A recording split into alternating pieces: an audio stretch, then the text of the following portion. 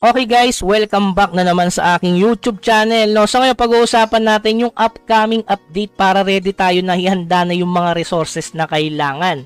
So medyo advanced tayo pero wala pa to sa mismong global. Ibig sabihin hindi to official. Unofficial lang to. Hinulaan lang natin or ano ba yung upcoming update na ginawa sa Korea na wala pa sa global. So doon lang din tayo nagbe-base. So simulan na natin yan. Syempre full screen muna natin ang ating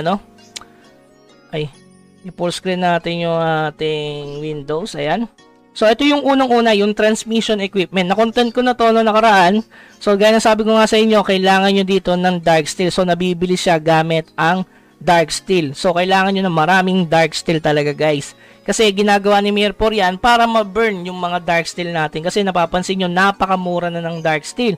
Almost 53 gold na nga lang daw sabi sa EU or NA ba yung pagkakasabi dun sa live stream natin. So sa amin kasi nasa 62 gold na lang. So sobrang dali na makabili ng 1 million dark steel kung i-compare dati na umaabot ng 100 gold.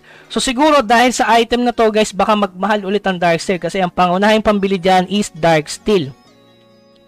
Okay, yung pang-enhance pa, sobrang laki sa dark steel.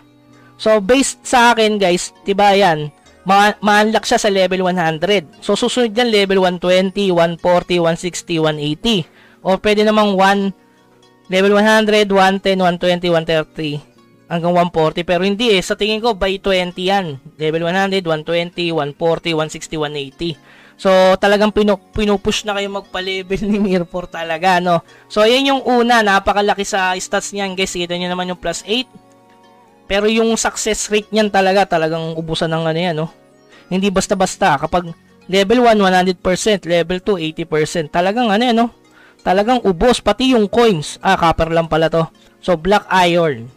Ayan. So, yan yung una. Pangalawa, yung sinasabi yung clan coin event. So, ito, pinatch nila ngayon na nagkaroon sila ng clan coin event. So, ibig sabihin sa global, ilalabas din yung second attempt sa clan coin event, guys. So, maganda kayo at least mga 250 clan coins.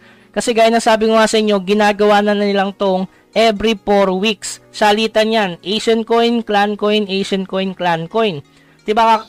Tapos yung pangatlo naman guys na upcoming event, siguro yung Spirit Treasure event. Alam niyo naman kakatapos lang ng Magic Stone event. So magkakaroon tayo ng Spirit Treasure event yan.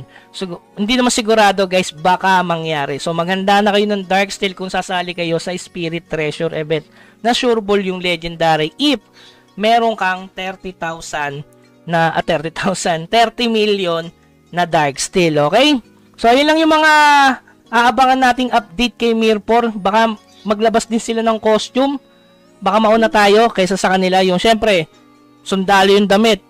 Kailangan may costume na weapon. Baka meron ng baril yan. Pag arbalist, baril. Kapag warrior, yung shield, no? Pwede yung shield sa mga riot. Sa lancer, hindi ko lang alam. Baka batuta lang. Tapos yun. Tapos yung sa darkies, pwedeng libro. Parang medkit, ganon ang style. Tapos sa Taoist naman, ano sa Taoist? Wala. So, depende yan, okay? So, yun lamang guys. Shoutout muna tayo. Shoutout kay Mike Queen ng Server 082. Pa-wash out po. Shoutout din kay Keylabs ng Server 054. Pa-shoutout po.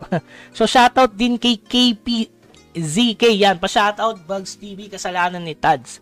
So, last shoutout muna tayo. Shoutout kay Risotto ng Server 082. Pa-shoutout po. Okay? Yun lamang guys. Huwag kalimutan mag-like and share kapag nagustuhan nyo yung video. At marami pang upcoming games na pwede kayong kumita ng libre. So, dito lang yan matatagpuan sa ating channel. At makakakuha pa kayo ng mga tips. At hindi natin yan ipagdadamot. Okay? So, yun lamang guys. Hanggang sa muli. Paalam.